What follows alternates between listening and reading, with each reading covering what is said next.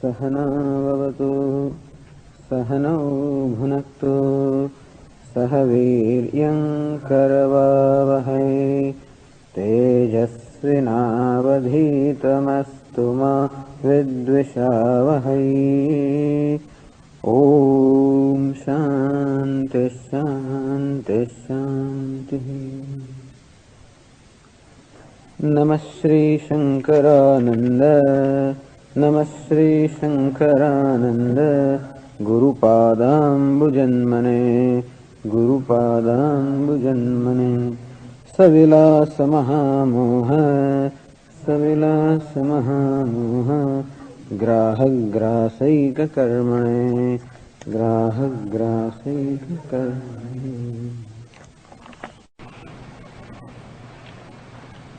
In this discussion on upasana or meditation upon Brahma, in the verse 73 it was said, Anandadibhi asthvaladibhischa atma atra lakshitah.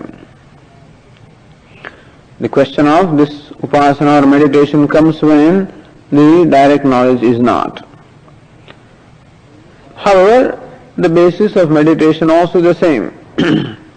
Anandadibhi, Upanishad reveals Brahma as Anandam. Anando Brahmeti Vyanat. That Brahma is Ananda, is of the nature of fullness, completeness. And it is truth, it is knowledge, it is fullness, it is freedom, it is changeless, it is eternal. In this manner, Upanishads revealed the nature of Brahma.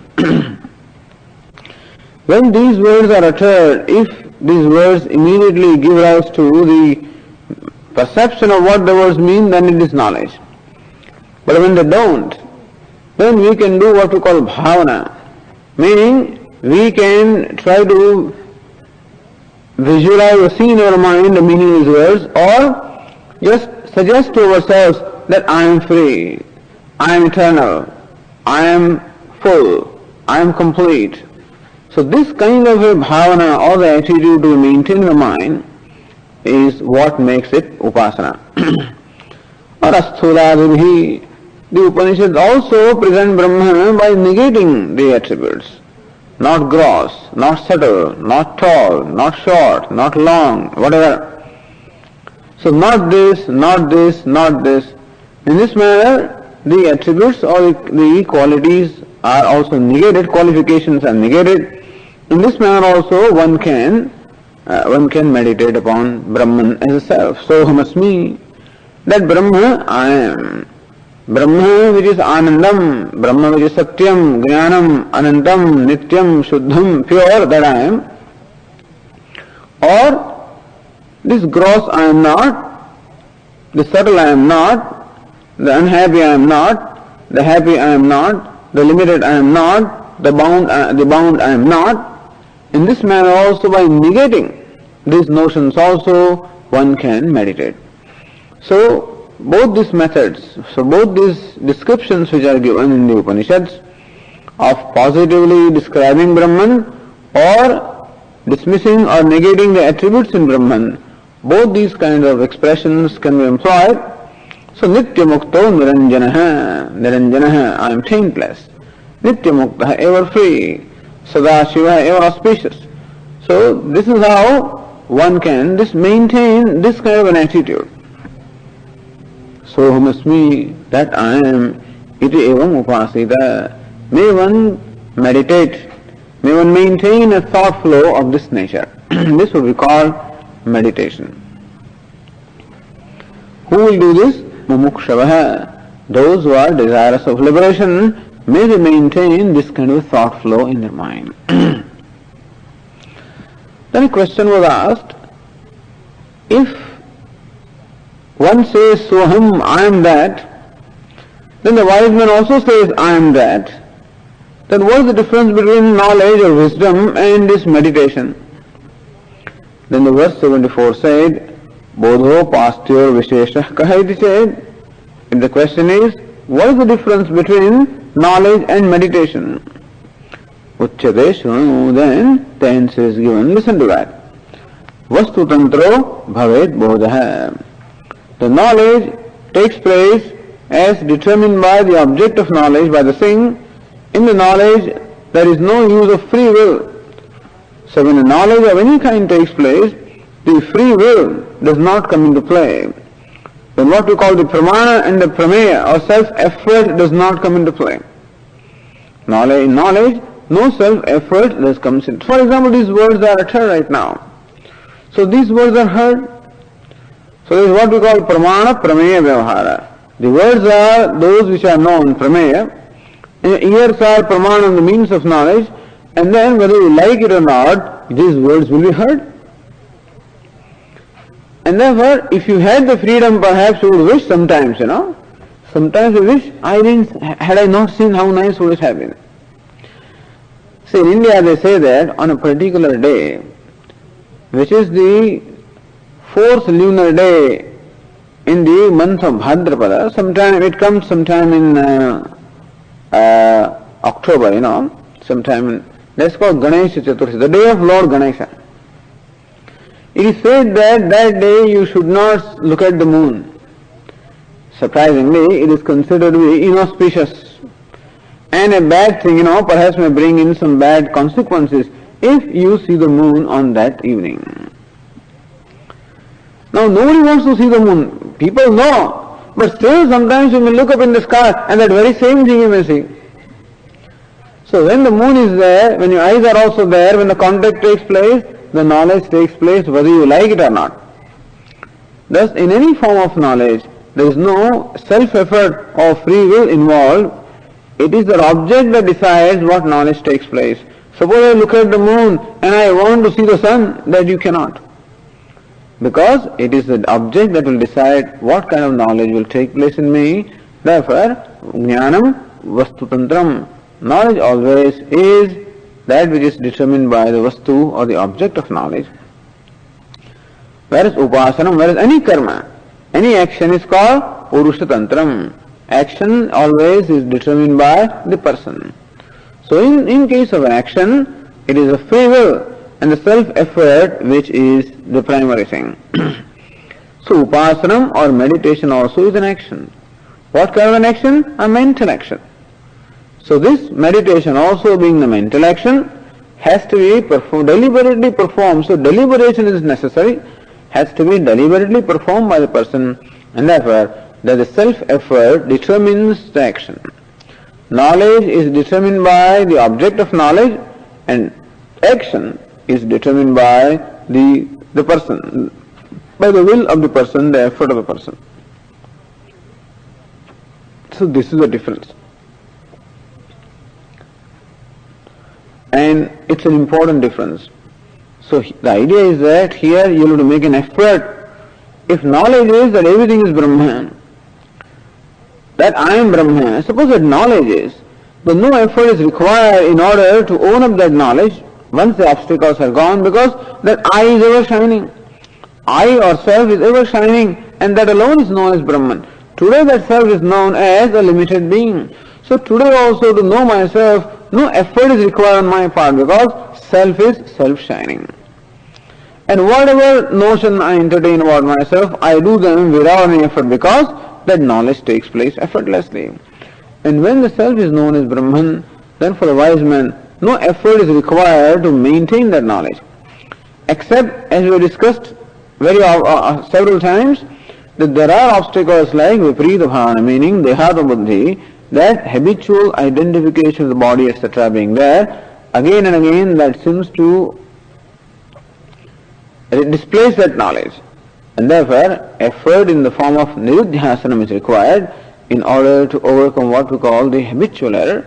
But once an abiding knowledge is, then no effort is required. So in knowledge, no effort is required. In upasana or meditation, effort is required. This is the important distinction.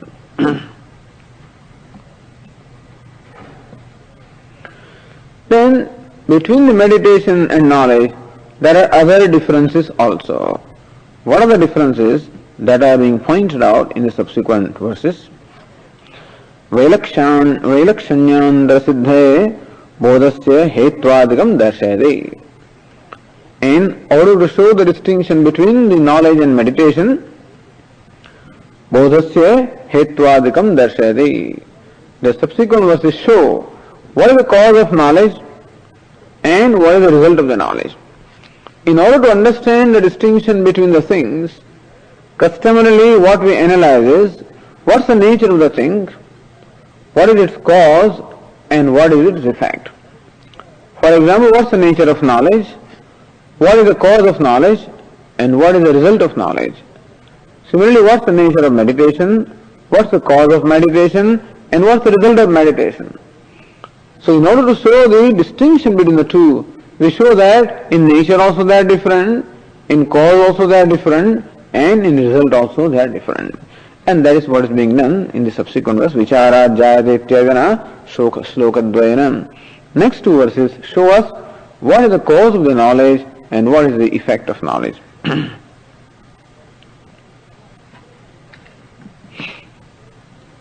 So verse 75 says, Vichara Jayate Bodha Vichara Jayate Bodha Anichchayanna Nivartayed Anichchayanna Nivartayed Svotpatti Matrat Samsare Svotpatti Matrat Samsare Dahatyakila Satyadam Dahatyakila Satyadam. Vicharat Jayate Bodha. What is the cause of Bodha? Means knowledge. What is it that the knowledge is born of? What is the cause of knowledge? Vicharat Jayate Bodha. Vicharat Vastu Tattva Vicharat Bodha Jayate. By Vichara, Vichara means deliberation or inquiry. So on account of the inquiry into the nature of the Vastu, into the nature of reality, the knowledge is born. So knowledge is born as a result of Vichara. As a result of this inquiry, who am I? What's the nature of Brahma? What's the nature of the world? What's the reality of the creation? What's the nature of the cause? What is the relationship that I have between the self and the nature of the cause or Brahman? So when you inquire into this, and the mind is prepared enough to see these facts, then by this vichara or inquiry, the knowledge arises. Knowledge in any case always arises as a result of vichara. All scientific investigation. A scientist also investigates what is the nature of thing, what is its cause, where did it come from. So this is the way you inquire into the nature of a thing and you come to know that. And similarly also, who am I? What's the nature of the I? What's the reality of the creation? What's the nature of the cause of the creation? So these are the questions. And by deliberating upon these questions with the help of the scriptures, from the teacher, then bodha jayate, knowledge is born.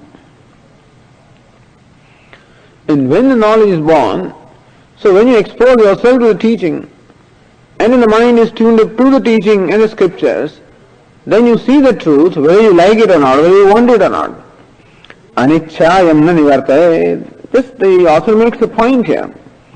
Kincha vichara jayamanam bodham anichcha bodho ma bhut. So I expose myself to the teaching. Suppose I have a desire, I don't want this knowledge. Suppose. As I said, on that Ganesh Chaturthi day, I have a desire, I don't want to see the moon. But if you look up, the seeing takes place. That's all that is meant. My eyes are open, suppose I don't want to see a person. Suppose, then I don't have a choice. When the eyes are open, then the vision, sight takes place. And similarly also, when the preparations are there, meaning when the mind is there, when the shravanam is there, when the deliberation is there, then bodho ma bhut, that may the knowledge not take place with this kind of anicca. Suppose this kind of anadara, this anicca means this lack of desire is or desire that I don't want knowledge. Even if the desire is there, such a desire also cannot avoid the knowledge taking place.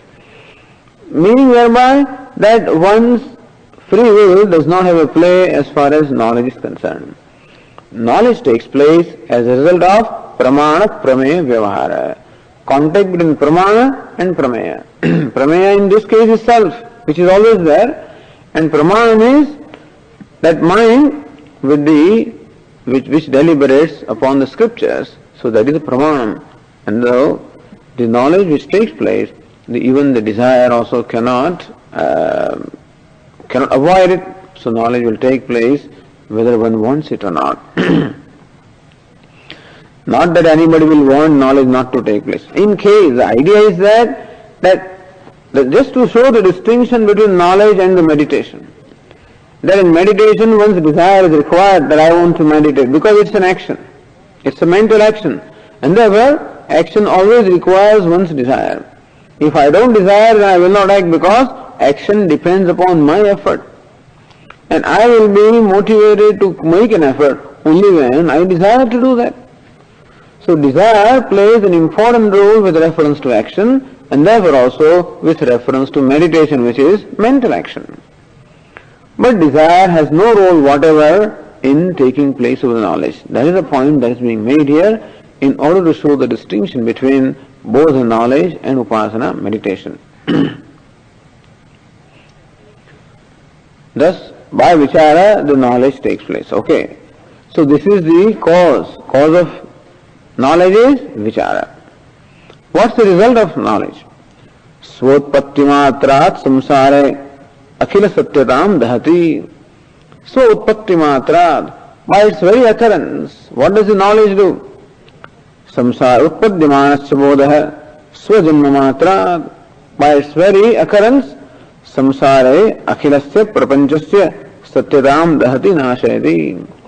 That knowledge burns or destroys the reality of the whole samsara. What is samsara? Samsara is the sense of limitation, the sense of bondage. That is the samsara. And that samsara or the sense of bondage is destroyed immediately in the wake of the knowledge. Naturally, what is the knowledge? Knowledge is to see the self as free from all limitations, to see the self as free. And that knowledge necessarily destroys the samsara of the nature of the notion that I am a bound person. Since bondage is a brahma or a notion, since bondage is not a reality, bondage is merely a product of ignorance, therefore, as soon as knowledge takes place, the bondage disappears in its wake, just as the darkness disappears in the wake of light. So, this samsara, meaning this notion that I am a jiva, I am a limited being, is the source of all the grief in my life. All the dukkha or the grief or the suffering. We don't mean pain. Physical pain, etc. can be there due to prarabdha, due to the situations in life. But the grief that is caused, the sadness, the grief, and thus this agonizing, etc. that takes place in my mind, that is called samsara. And that samsara is born of the ignorance of the self, and in the wake of the knowledge, that samsara is completely destroyed, meaning the dukkha nivritti. One result of the knowledge is dukkha nivritti, cessation of all the unhappiness or suffering. And secondly, what it does is said in the verse 76.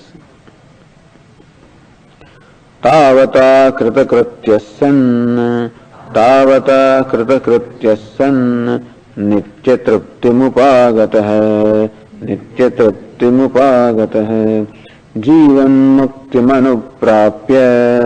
जीवन्मुक्तिमनुप्राप्य प्रारब्धक्षयमीक्षते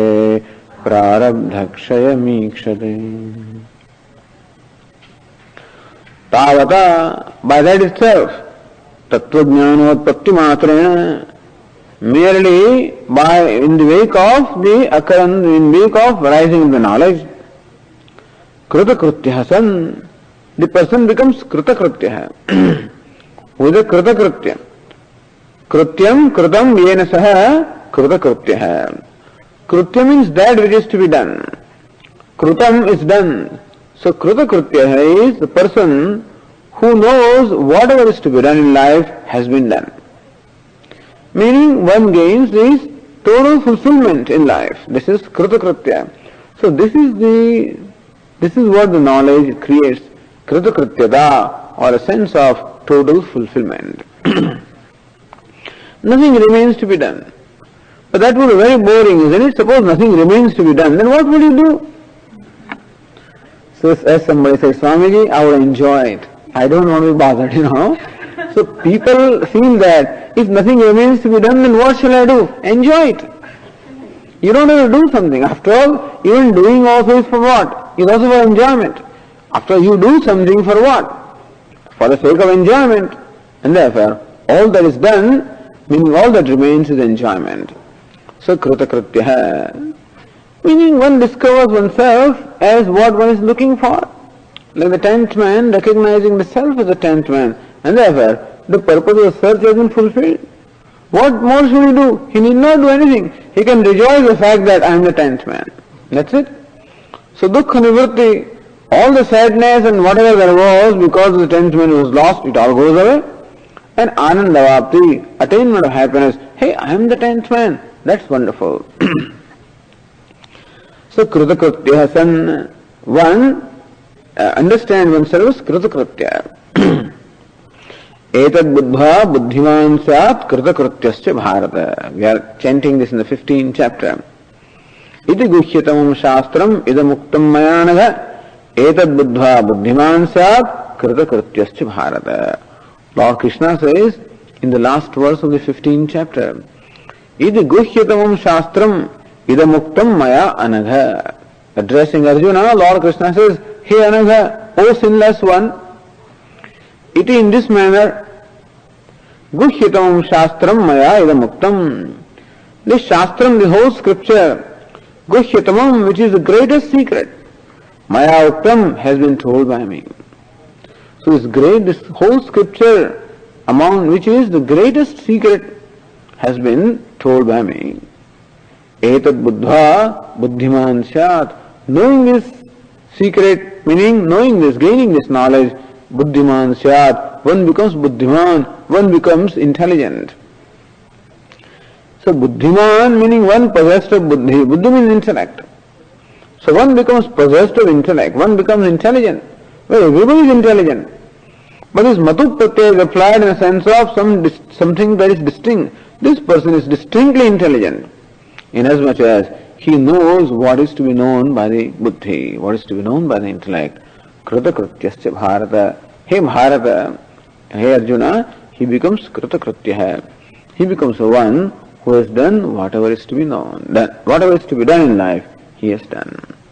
Karmanya karmayah pasyet, akarmanita karmayah, sabuddhiman manusyeshu, sayukta krishna karmakrit. In the 4th chapter, the same thing was said, that one who sees the doer as really the actionless, the self which is so far taken to be agent of action or a doer, when one discovers that to be actionless, that's it. Sabuddhiman manusyeshu, he is among the men or among human beings the most intelligent. Sabuddhiman manusyeshu sayuktaha, he is a real yogi. Krishna karmakrit, he has done whatever needs to be done in life. So the result of this, the liberation or moksha is described in many terms. But in practical terms it is this, that one gets the total satisfaction, nitya truptim upagadaha. Nitya truptim, and a total and everlasting satisfaction one gains. See, whenever we accomplish a task, we feel satisfied. So whenever a task is accomplished, I say, fine, I have done it, and there is a sense of satisfaction. Unfortunately, no sooner one task is accomplished, that another task presents itself before me, and therefore that sense of satisfaction does not last too long, because my mind again gets concerned about something else that is to be accomplished. But imagine that one has fulfilled all the tasks in life, once and for all, then there is a trupti or a satisfaction which is also once and for all. Thus this wise man attains what we call trupti. In fact, the whole 7th chapter was trupti dipa prakaranam. The trupti or contentment or the total satisfaction that a wise man enjoys was in fact revealed there in the last verses of the 7th chapter. So that is why truptum upagataha.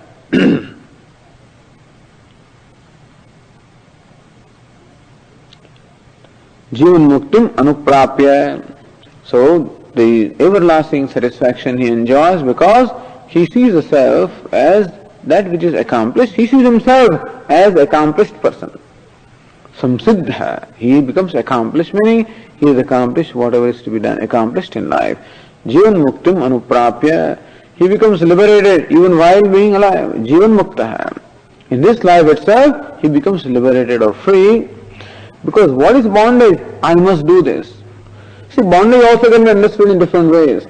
But one way of understanding bondage is, hey, wait a minute, I have to do this, I have to do that, I have to do something else. There is always an inner compulsion, from within, something that keeps on compelling me and to fulfill various duties. Other duties are thrust upon me from outside, or very often my own mind thrusts many duties upon myself. Hey, I must do this, I must do that. That is bondage. He becomes totally free from that bondage of have to do something. Then it's not that the wise man does not do anything. Just because he doesn't have to do anything does not mean he does not do. But so far he was doing something for the sake of satisfaction. And now he is doing something out of satisfaction. That's the only difference. Because it is the nature of the upadhi to do something anyway. But formerly, because of dissatisfaction inside, I was doing things for the sake of satisfaction. And now there is total satisfaction inside, and therefore, whatever is done out of satisfaction. He is called Jivan Mukta. Jivan Muktim Anuprapya, attaining the Jivan Mukti or the freedom, liberation even while being alive. So, Niritishayam Sukham Prapnoti. Idea is that he attains Niritishaya Sukha or unsurpassable happiness he attains. And what does he do? Prarabdaksham Ikshade. He now waits for the prarabdha to exhaust itself. How long wise man has to continue to live in this body? As long as the body lasts. And how long will the body continue to be? Until the prarabdha is not exhausted. So, the momentum of the prarabdha keeps his body alive. And so long, the wise man is alive. And therefore, until then, he waits. So, this is the result of knowledge. So, these two verses describe to us. The author here wants to show the distinction between the knowledge and meditation upon knowledge of Brahman and meditation upon Brahman. Knowledge of Brahman once and for all releases oneself from the sense of bondage and creates in oneself the total sense of total satisfaction. And that's it. Then nothing remains to be accomplished for one's own self. The accomplishments may take place in the presence of that person, but he doesn't have anything to accomplish. This is the result of phala of the bodha, the knowledge. Now, in contrast to this, the next verses will show what is the cause of meditation upon Brahma and what is the result of that meditation. Upasanayascha bodha dvailakshanyantra siddhai taddarshari. The subsequent verses show how the upasana or meditation upon Brahman is different from knowledge of Brahman, and for that show the distinction, the cause of the upasana, meditation, and the result of meditation are being described in the next verses. Says verse 77. Aptopadesham vishvasya shraddhalura vicharayan chintayet pratyayiranyaihi anantarita vrittibihi. So, how is meditation performed? Says Aptopadesham vishvasya. Aptopadesham, aptasya upadesha, aptopadesha. Apta means hitavakta. So teacher is called apta. Apta means one who is accomplished, number one. Or apta means one who is hitavakta, one who says things which is for our own welfare. So one who says things for the welfare of the student is called apta, hitavakta. Aptasya means guruho. Guru of the teacher is always apta because the teacher always wishes the well-being of the students. Therefore, teacher is called apta. Apta also is the one who knows. So the one who knows or one who is wise with reference to this upasana. So here we are talking about the teacher of upasana, the meditation. Aptasya Guroho Upadesham. So, first of all, for upasana or meditation, you must receive instruction from the teacher. Upasya Swarupa Pratipadak Vakya Jatam. So teacher tells us what is the nature of, so number one, what does the instruction of the teacher involve? First of all, it involves the nature of upasya vishaya, what is to be meditated upon, naturally. So instruction pertaining to upasana involves number one, an instruction on what is to be meditated upon. So Nitya Shuddha Buddha Mukta. So this is how the Brahman, which is the object of meditation, the teacher will instruct on that, and how the meditation is to be performed also. A particular meditation, there is a vidhi. For every form of meditation, meditation is an action. And for all actions, there is always a vidhi or an injunction as to how the action should be performed, what should be done and what should be avoided. So, every action always goes or requires this kind of instruction. Vidhi and nishedha, what should be done and what should be avoided. So, in case of upasana, teacher will say, suppose there is a mantra, then say, repeat this mantra so many times for so long, and while doing it, may you observe your diet in this manner, may you follow these values, may you follow a certain way.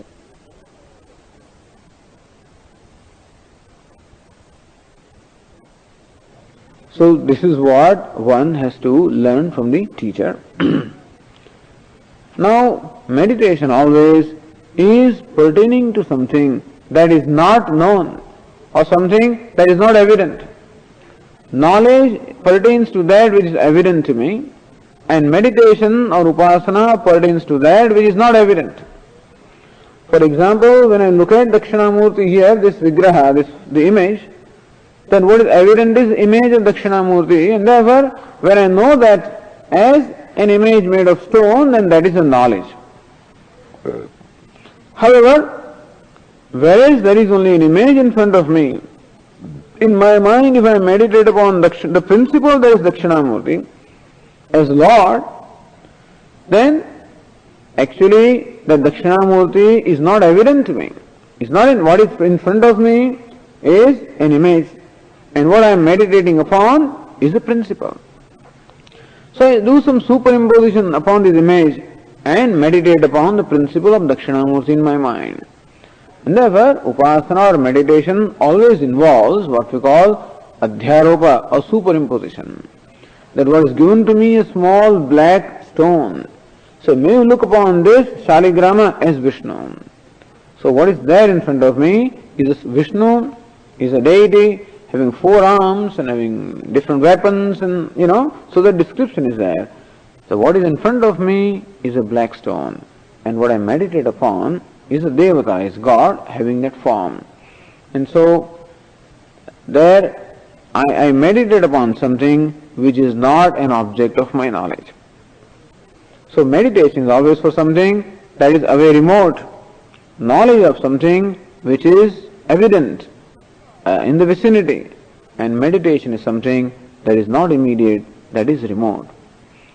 And therefore it requires what? Important thing, Vishwasya Vishwasam Krutva. It requires a Shraddha, important. So meditation requires trust or faith or Shraddha in the words of the teacher. Inasmuch as I have not seen Dakshinamurti. I do not know how Dakshinamurti looks like, let us say. And my teacher says that Dakshinamurti is that which always is in the mode of silence, with a gentle smile on the face, and with the lower right hand formed in the gesture of Jnana Mudra, and one hand holding that mala made of sphatika, and another hand, holding fire or whatever. So in this manner the teacher describes to me the form of Dakshinamurti, which is not a matter of my knowledge, and therefore what it calls for is Vishwasa or Shraddha or trust in the teacher. So without having myself seen Dakshinamurti, I meditate upon Dakshinamurti based on the instruction given to me by the teacher. So the primary element that is called for is Shraddha. You will ask this question, that you said in the Vedanta also, for knowledge also Shraddha is required. But in case of knowledge, Shraddha or trust is required pending discovery. Because what we are listening to is going to be the object of my knowledge. What I am meditating upon is always going to remain not an object of knowledge, always an object of my imagination. So meditation involves an imagination, what we call bhavana, or maintaining a certain mode of mind. Therefore it says, aptopadesham vishvasya, receiving the instructions from the teacher, vishvasya, and then having faith or shraddha in that, vishvasam kritva, avichar and shraddhaluhu. Shraddhalu means one having this shraddha. So one has shraddha and one has faith in the teacher. Avichara, and need not worry about why Dakshinamurti should have this, and why should the form be like this, and why should have this. You need not worry about it. Avicharayan. There is no need to vichara or inquire as to why a given thing is like this. Whatever you are told, you meditate upon that. Because it is something that the teacher knows. It is a matter of experience for the teacher. He himself having performed that meditation and discovered, the results himself. Now when he instructs the disciple has not yet discovered that endeavor, he has to totally depend upon the teacher. So, and then also, like you say, Omkara, you repeat this in this manner. Why should I repeat Omkara? Why? And then why should I say that Akara stands for waking and Ukara stands for dream and Makara stands for deep sleep? Why? This because you are told. And so, this is how meditation is based on the instruction given to us, passed on to us by the teachers, according to tradition. It is not that the teacher says something that is a figment of his own imagination. He also gives instruction in keeping with the established tradition. So, avicharayan, in short, in meditation or upasana upon Brahman, vichara is not required. In both of the knowledge, vichara is the principal element. Here, Shraddha, the Vishwasa, is the principal element. You don't require vichara. Chintayet. Then what should we do? Chintayet. Upasya tattvam pratyaihi anyaihi vijatiya ghatad vishayahi anantarita vrittibihi avyavahita vrittibihi chintayet. May one constantly dwell upon that. May one try to maintain a flow of thought. So, if the teacher says, meditate upon Brahman, which is free, which is knowledge, which is truth, which is pure, which is a self, so meditate upon Brahman as a self. And so, I don't know what that pure is, but then I entertain or I maintain that bhavana or attitude in my mind, that the self is free. Self is pure, that pure Brahman that is pure, I am. Brahman that is free, I am. Brahman that is auspicious, I am. Chidananda Rupaha, Shivoham, Shivoham. Chintayed. May one maintain that thought flow. So, Saguna, Brahma, Vishaya, Manasa, Vyaparaha. That mental activity focused upon Brahma is meditation. Not Saguna Brahma here, Nirguna Brahma, but meditation means a flow of thought. Like the Ramana Maharshi compares it with the flow of oil from one container to another container. How does the continuous flow of that oil, or the flow of the water in the river, how the water continuously flows? And so also the flow of the mind should be focused upon that object of meditation constantly. Anantarita vrittibihi, without any interfering thought. Of course, it will happen that when I try to think of something or meditate on something, other thoughts will come. So keep on bringing the mind back to the focus. Yato yato nischarvi manaschanchalamascharam. For whatever reason that restless mind runs out into some other object, may you bring it back to the focus of meditation. So vijadiya pratyahi.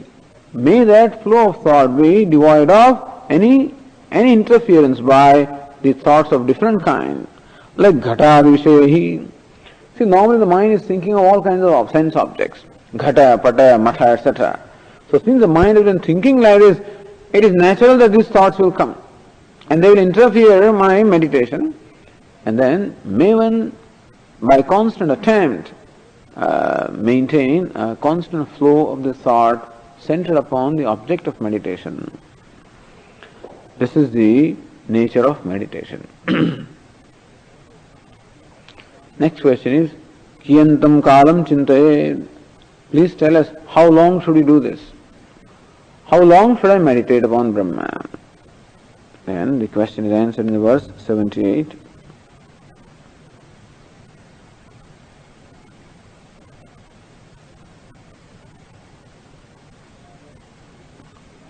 Yavacchintya swarupatva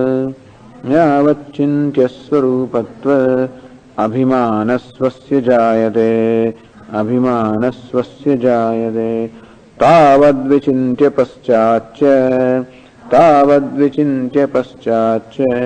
tathaiva amriti dharayed.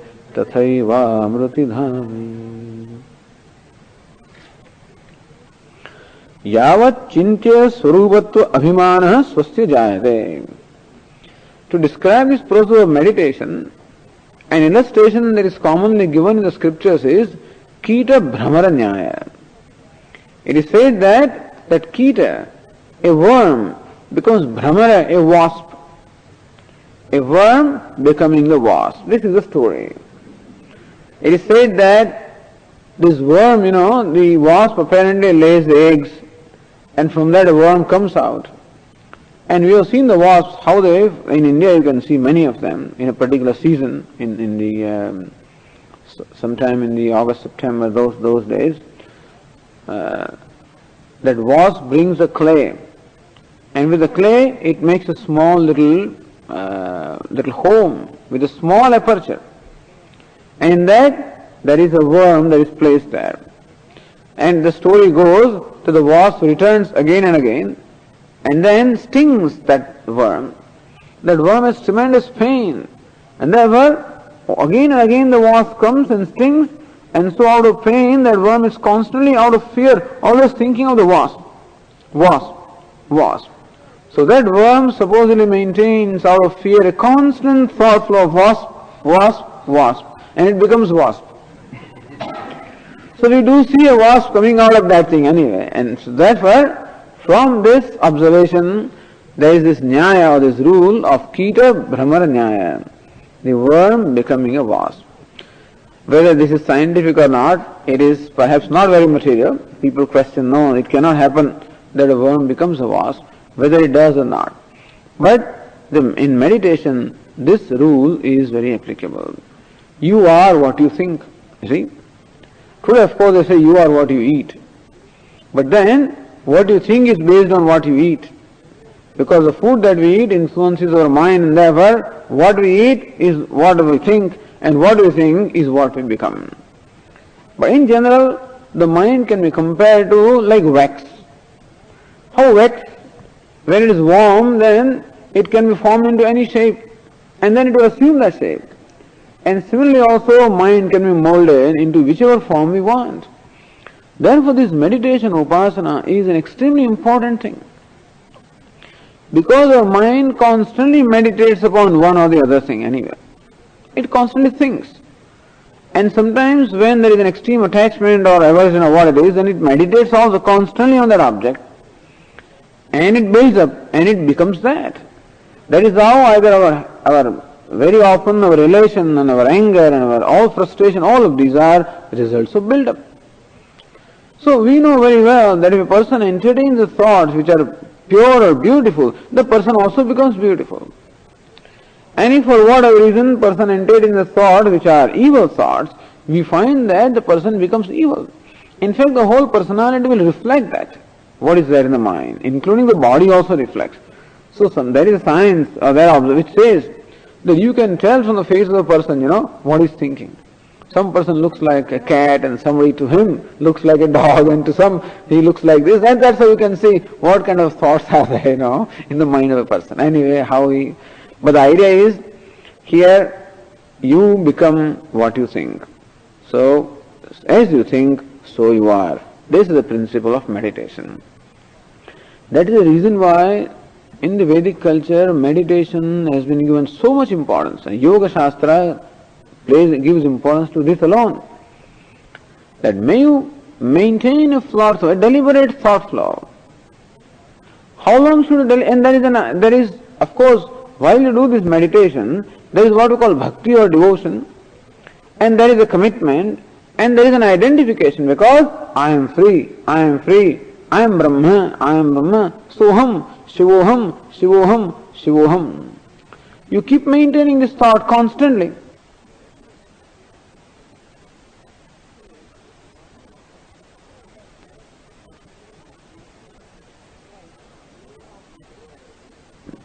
Devan Devayajo Yanti. Bhagavad Gita says, the worshippers of the Devas or gods become gods.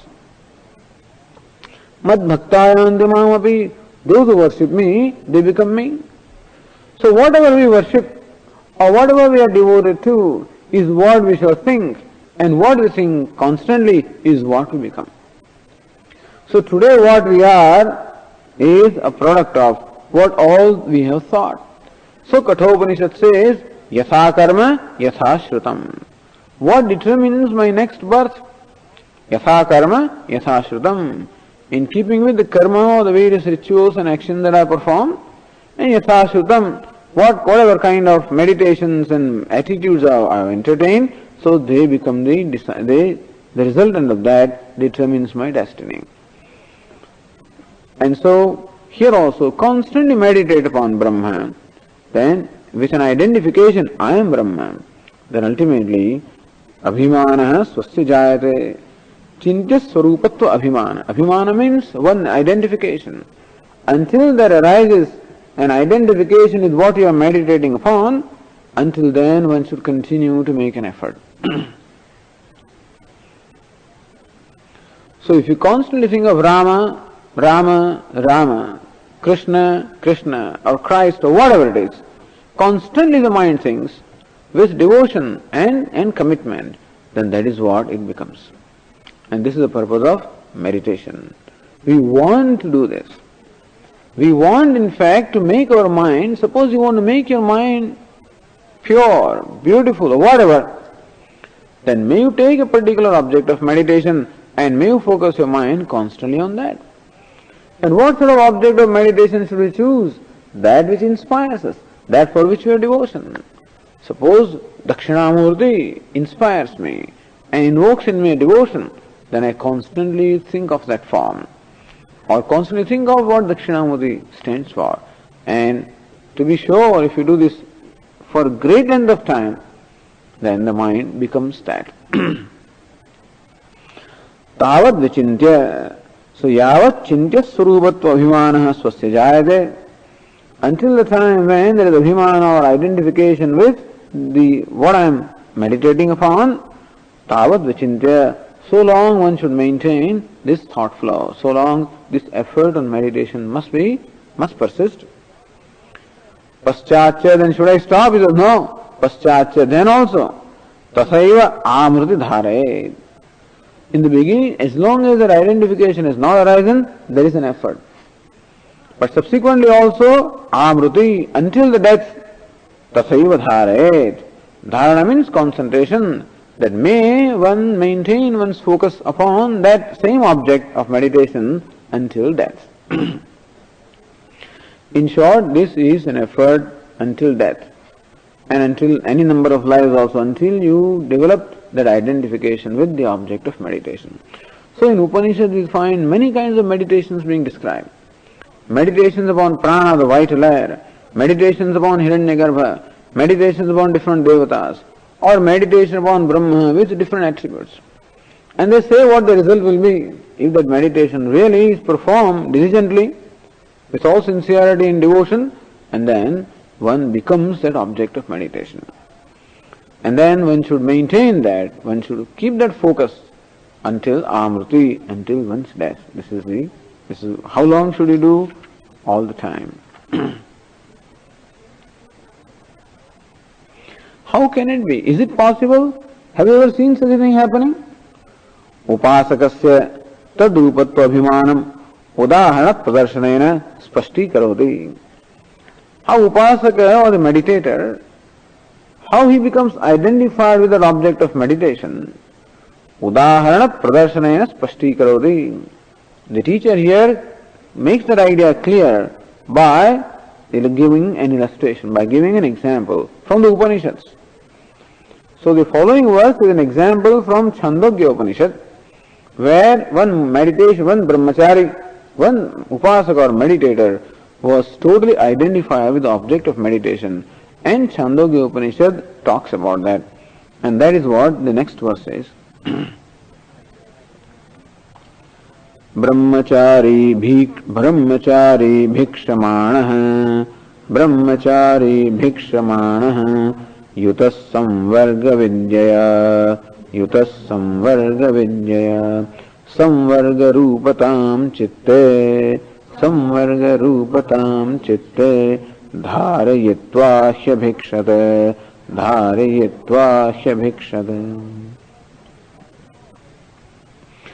Brahmachari bhikshamana. There was a brahmachari.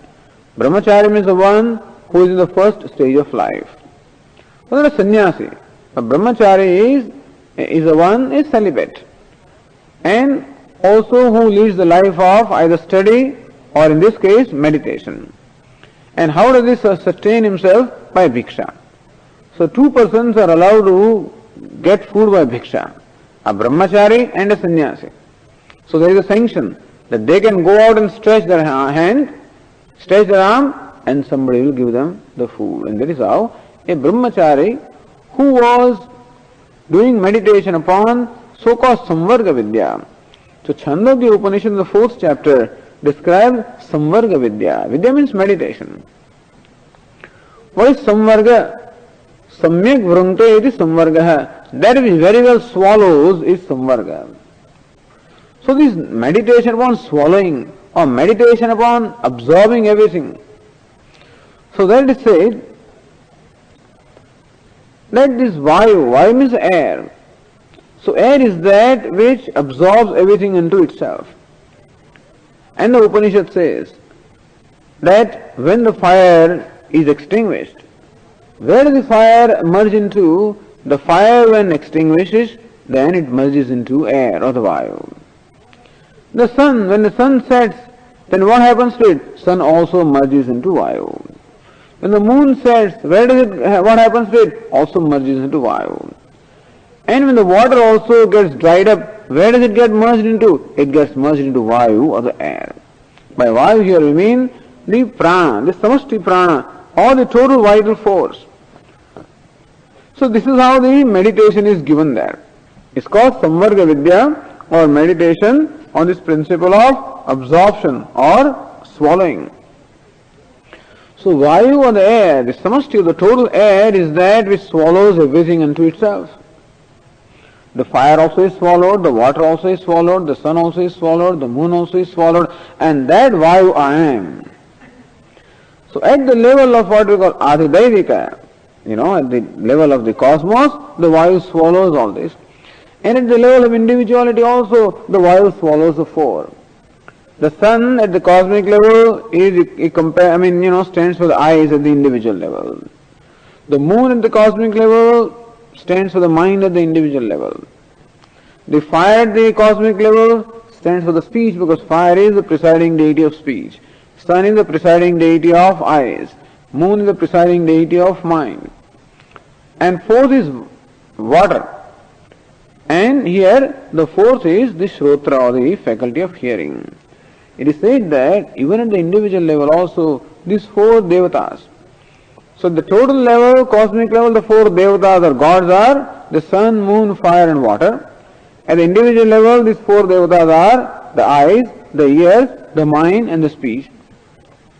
This individual vayu or the prana swallows them all. When does he swallow them? In the deep sleep. So when you go to sleep, there is no speech, no eyes, no ears and no mind. All of them are merged. What have they merged into? They have merged into prana or the vital air which is functioning. So in the deep sleep also the vital air is functioning and all the rest of the functions have stopped. meaning that the white air has swallowed them all into itself. This is how the meditation is presented. So this Vayu I am, this Vayu or this wind God I am, this cosmic wind or the cosmic force, cosmic air or the cosmic vital force I am, which swallows, in which all of these things get absorbed. This is how one meditates. So among many kinds of meditations presented, this is one meditation presented there. It is said that one brahmachari or one upasaka or seeker, meditator, was meditating upon this samvarga. Samvarga means this swallower. And once he went for bhiksha to a king whose name was Abhipratari. This is the name of a king. So the king was sitting there for his lunch, and there was another person also, another king perhaps also. Both of them were seated and they were eating their food. At that time, this brahmachari presents himself and asks for bhiksha. Kasit samvargatva guna vishishta paramapasaka brahmachari. Some brahmachari was doing upasana or meditation upon prana, the samashti and the vyashti prana, bhiksha haranartham, for the purpose of bhiksha, agatya abhipratayana rajnah puratah. This brahmachari came and presented himself before the king, whose name was Abhipratari. At that time, the king was eating food, and someone else also was accompanying the king. Both of them also were accomplished people. So they saw that, hey, here is a brahmachari who seems to be proud of his knowledge or proud of his accomplishment.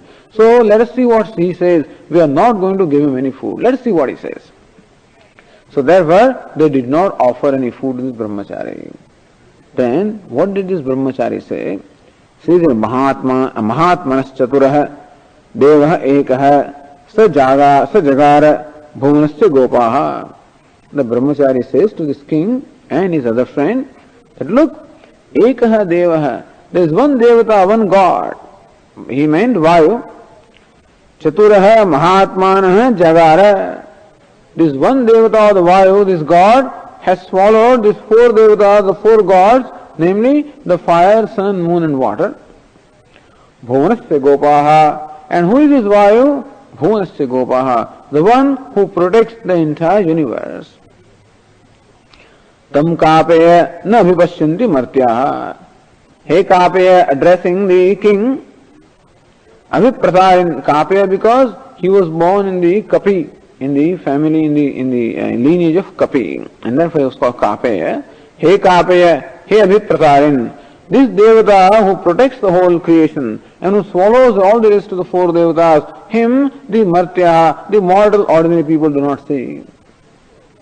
Bahudha vasantam, in fact he, that devata alone, obtains in all these various forms, but the mortal beings are not able to see him.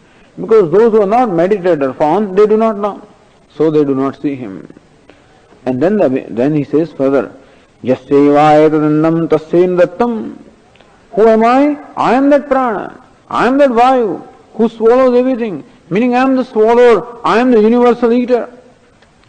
See, Lord Krishna says, Aham Vaishwanara Bhutva Pranyanam Deham Ashita. Lord Krishna says that I am that stomach fire residing in the stomach of all the living beings. So here this brahmachari was meditating upon that vital force which swallows everything. So he looked upon himself also as the swallower. So here is standing in front of you, the one who eats everything. And whoever cooks any food, he cooks food for this Vayu which is I. And so for me all the food has been cooked, and to me for whom the food is cooked, and me alone is not given that food, that is what you are doing right now. This is what brahmachari said. So that brahmachari or the meditator says that, look, when you are not offering me food, you know what you are doing? You are denying food to the one for whom the food has been cooked. Who is that one? He is that one devata who swallows everything. And who is that devata? I am that devata. So he was meditating upon that devata Vayu for so long that he was so identified with that devata that he introduced himself as that devata rather than as a brahmachari. That's all. The idea is that how meditation results into a total identification with what we are meditating upon. This is an illustration. Brahmachari bhikshamanaha yutaha samvarga vidyaya. This brahmachari who went for bhiksha, samvarga vidyaya yutaha, one was endowed with the samvarga vidya, the meditation upon samvarga. Samvarga rupatam chitte dharayitva hi abhikshata. His very expression during the bhiksha shows that he was constantly established in his idea that I am samvarga, I am that vayu. And that total identification with that vayu is what was revealed in his statement before the king. Iti mantrena swatmana samvarga rupatvam chitte dhrutam prakati kritavan. So this expression, this statement or these words of the brahmachari show that he had in his mind this total identification with that samvarga or the vayu. And therefore, the point that is being made is that how long should one perform the meditation until one attains a total identification with the object of meditation. Where do you find some evidence of this? Yes, Chandogya Upanishad in fact mentions this story here, which reveals the fact that this brahmachari was totally identified with this, and that is what is to be accomplished in meditation. Okay.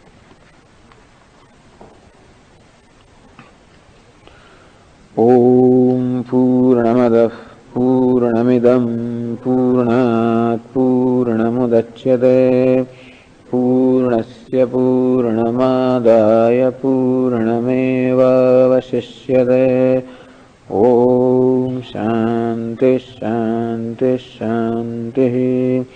Shankaram Shankaracharyam Keshavam Badarayanam Sutrabhashya Krutau Vande Bhagavantau Punah Punah.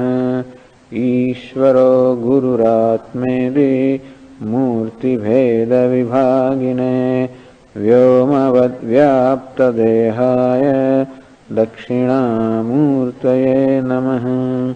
Om Shanti Shanti Shanti. Hari Om Shri Gurubhyo Namaha. Hari Om.